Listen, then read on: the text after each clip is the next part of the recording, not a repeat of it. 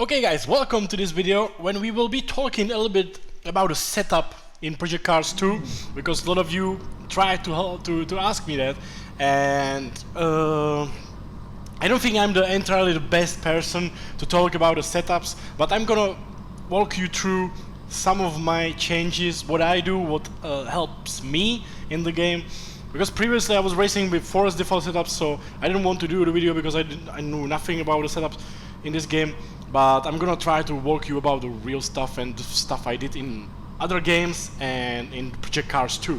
And it really works, as I have seen, because this is take number 2, because I was previously talking for 20 minutes constantly without recording properly and right. So I hope everything works at this moment. And yeah, I'm gonna just load the default setup for a start. I like to start with the stable setup, the basic one you have, and because it really works really great. I'm using Audi. We are on a Red Bull Ring GT3. I'm using Audi GT3 and we are on a Red Bull Ring, and because it's a very favorite combination. And I'm gonna just show you what I do basically since the start. So I like to add a little bit brake pressure to 95%, 58 brake balance on the front. Really depends on you. If you are really having a lot of troubles to brake the car, just go for 60.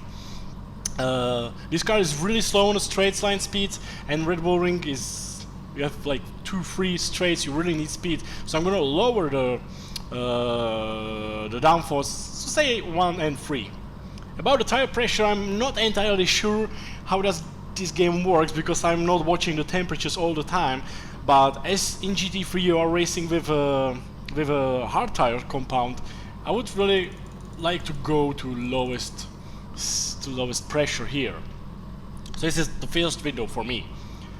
Then I change the suspension. I skip the dampers at this moment because it's really complicated. We go to ECU, just the basic stuff, and differential. So when you jump into the GT3 cars, especially the Audi in Project Cars, you can feel that the car is really like too hard, and it makes it unstable in a lot of times, especially entrance of the corner, exit of the corners, and everything. So what I like to do, I really like to go on the lowest settings on the spring rate, because the car is really soft on the front. It can make some understeer on the exit of the corners, but it really depends on you what you like and what you don't like. I can leave the rear because the rear is minimum is 190, but I'm satisfied with 220 at this moment. About one of the most important things to me in any racing game, in any racing car, I like to change the anti-roll bar. I really like to use the spring and anti-roll bar to steer the car and balance the car for my need. I don't think it's entirely great idea to do it like I do, but it works for me and worked for me for many years, and I really like to do this basic stuff. So what I really like to change is the rear anti-roll bar.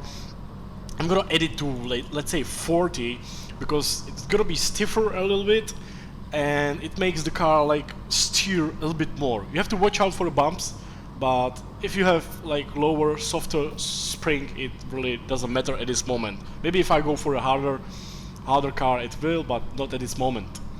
I use also the front anti-roll bar to steer the car, because the higher number I have, the more stability I should have over the bumps. But if you go a little bit lower, let's say for 80, maybe 90-80, it will be stiffer, it will turn more in mid-speed, high-speed corners, and it really helps. You have to watch for the stability, but it will help, because we have very soft car. So that's it for me. Camber, we can change it later, but we're gonna skip the dampers because it's very complicated. It can help you a lot, but I don't think it's necessary to change that. I'm gonna lower the fuel a little bit. Let's say we go for qualifying. I'm gonna open the radiator to 80, just think I like to do. It really depends on the track conditions. And I like to have this ABS strength to 80. It really depends on you, but I think if you have ABS settings on high in the game, and if you put ABS strength to 100 for example, you will just have your pedal pressed to maximum and you will feel the ABS kick in and it will just go straight. So 75, 80, maybe 75 for default is okay, but I like 80. Traction control, leave it like this, And about the differential, only thing I really like to change is the preload. I think 300 is very good because it will balance exit from the corners and stabilize the car a little bit, so it will not kick you away. So I'm gonna use 300, maybe 320 for this moment, for the sake of the video. And we can do one hot lap. I wish I will make it.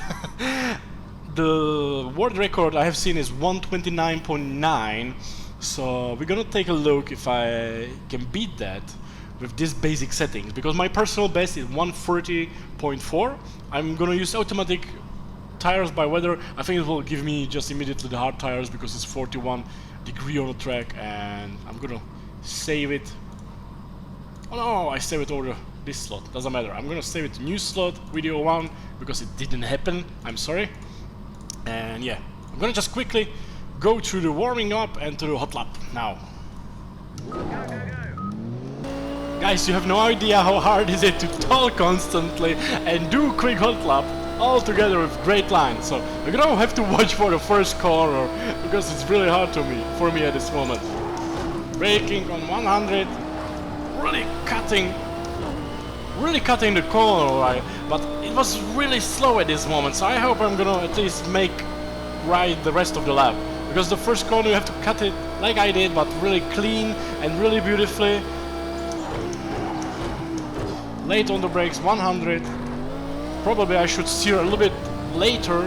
Watch out for the acceleration to have a really smooth exit. And let's see, I'm hopefully gonna work for the next lap because I want to do just 1-2 laps maximum. Braking again, 100. Really smooth on the entrance. Don't use the curb too much on the exit because it can really like hold you and take you into a gravel. I'm not doing very nice lap at this moment, but let's see if it will work. Gonna lose first half of the corner, then use the maximum throttle power for the best exit. Really aggressive there. Watch out for the exit again, using maximum of the curb and maximum of the track as much as possible. I'm really slow lap time now. Okay, watch out for the cut over here. You can cut the last corner really hard, but I didn't at this moment. It's not gonna be very fast lap, it's gonna be low 30s probably, but I'm gonna improve that in the next part. Yeah, it's 130.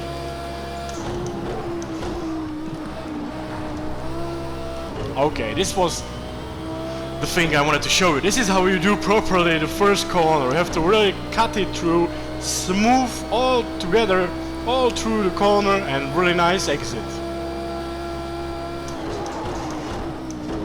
Steering a little bit later to the second corner. Again, use maximum acceleration. You could probably hear I hit the ground a little bit. We're gonna have to improve that probably in the setup because the front is a little bit too low. Oh, easy, easy. Use the exit again. 0.3 of the second slower. Really nice lap time at this moment with some small mistakes, but we can work that through. Lose the first half of the lap of the corner. Use the curb on the exit really carefully. It's again very beachy curb. Clean through the SS, using the maximum curb again. Smooth, smooth, smooth. No sudden movement. Watch out for the stability. No, I cut the exit a little bit. You could probably see that I was like hauled by the curb. It held me and pushed me like 20 centimeters to the left, and I lost my lap time over there. Anyway, if I didn't do that, it would be still 0.3 of the seconds. So we can do 29.6.7 with this setup. Without mistakes, maybe 29.5 would be possible. And we changed it like just little basics, really basics of the setup. So it can really work really nice. I don't think the Audi is fastest car because I have seen the Ford record 129.9 on the online. I have seen a lot of people doing with Acura or Porsche fast lap times, but Audi is really like slow on the acceleration and on the top speed. So we have to change some parts of the setup and we'll see how it will work.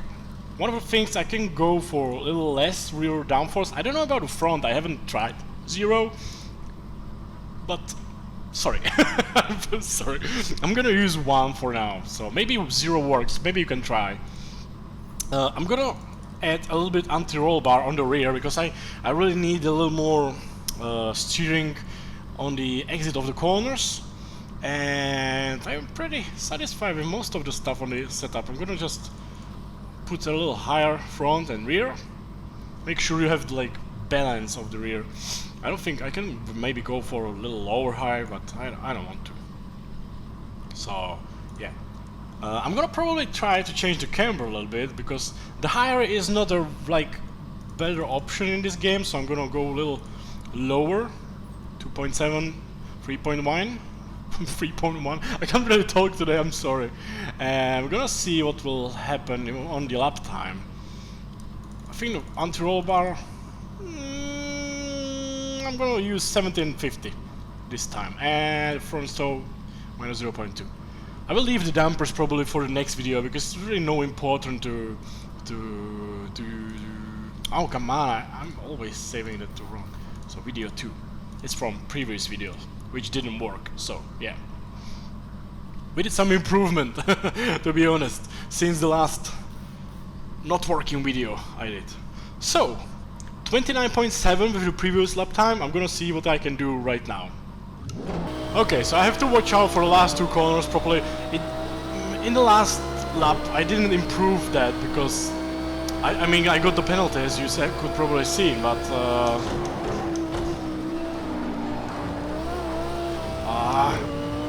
avoid the, like, you have to hit it like with the middle of the car, the yellow thing, so don't do this because it will ruin your stability of the car. So yeah.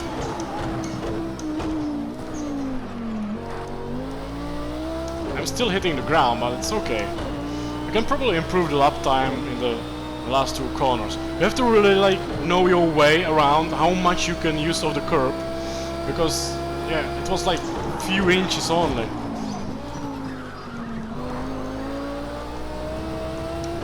You can see this curb is really hard. It's really hard on the exit. The IRB helped me a lot in this corner because I had really like high understeer, and if you work it through, you can really help yourself to have a better lap time. I'm not going very well at this moment, but I can feel like the camber is probably not a good idea.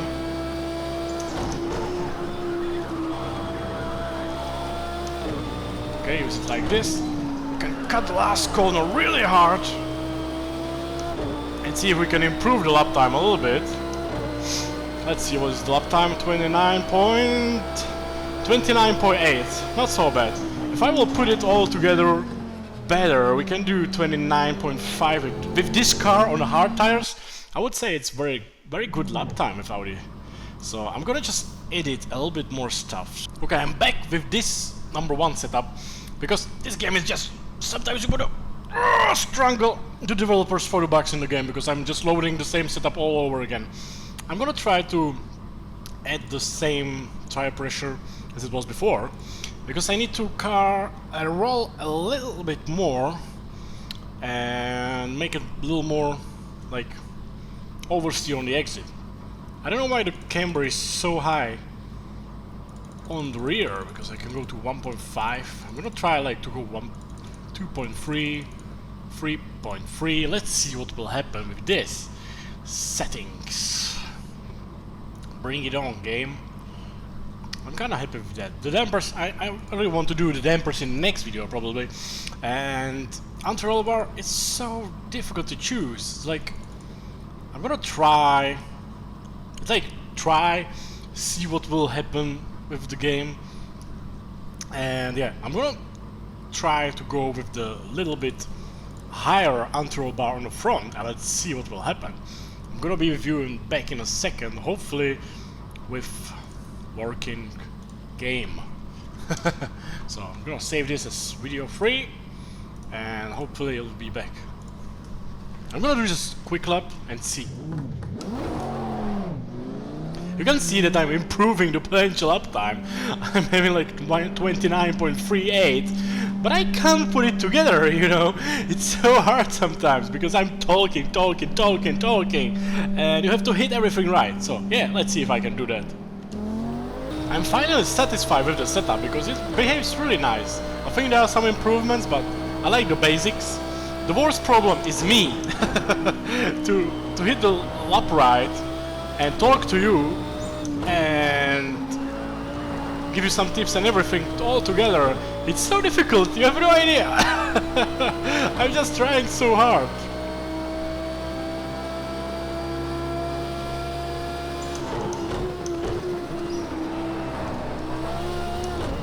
Especially the first corner, that's like the nightmare to hit. You have to hit it like, you have to really cut the corner, hit the yellow thing right in the middle of the car, and yeah, have a nice smooth exit.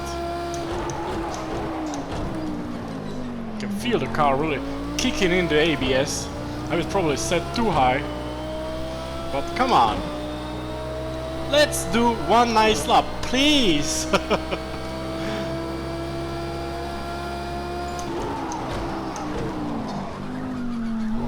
Oh my god, that was worst cornering ever. I was so wide into the corner.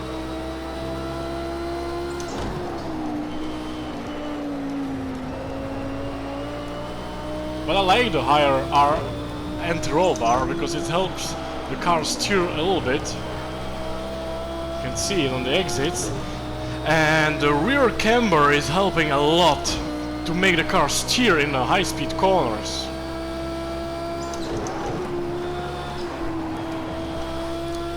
Don't screw up now. And finally we have some nice decent lap. Let's see what will be the lap time. Let's see, the potential is 29.2. Let's see, please do 29.3. Wow, unbelievable. With a lot of mistakes actually. It's very nice. I like the changes on the setup. Really good at this moment. The car feels very balanced. I think there are some improvements, a lot of improvements what you can change, but let's see, let's go to the pit, and we can really do some changes, but I'm really happy with the behavior for this video, because it's very basic, stable setup. If you have problem with instability, just maybe add the rear downforce, or you can lower the anti-roll bar on the rear if you want. But I think the most thing that helped me to make the car stable now and not understeer was the rear camber, which is 2.3 in the negative now, and it works really great, I think, because previously there was too much of the camber and the car couldn't steer properly. And of course the front anti-roll bar, it's like you have to really try what works best for you, because sometimes on some of the tracks you have to use lower anti-roll bar on the front, or sometimes you have to use higher.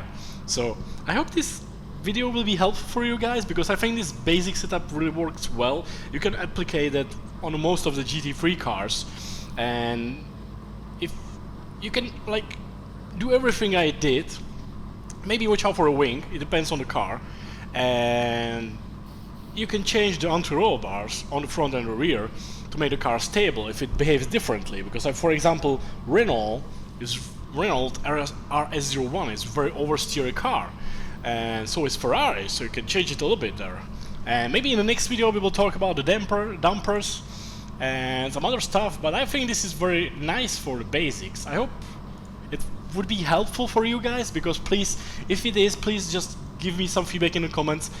If you see something I should do differently, I would really appreciate any feedback like this, because it will help me, maybe other people in the video who watch the video. And this is only stuff I do for myself, because it works in many games for me. Sometimes you have to just try, do a couple of laps, see what the car does, try to change something just a little bit and see what it changes. But I think this is very like a decent default setup for any car. But there's a lot of improvement. I think you should probably try it yourself, see if it helps, and just work your way for a better lap times, but I improved my lap time by 1 second in 1 day, and I spent like 30-40 minutes doing this at this moment. The most of the time I screw up the recordings because I couldn't hit the first corner right. So yeah, that's about it. So I hope you guys enjoyed it. If you did, just leave a like, share the video, subscribe to my channel. You can check our Discord server for some talking racing stuff, and yeah, see you guys hopefully in the next video. If you like this, if you really find these tips helpful, I would really appreciate if you just give me the feedback, the positive feedback, and I would know if I should continue and go maybe more into the depth of the setup and just try to do like the best setup possible for the car. So yeah, just give me the feedback and I will be really appreciative. See you guys in the next videos.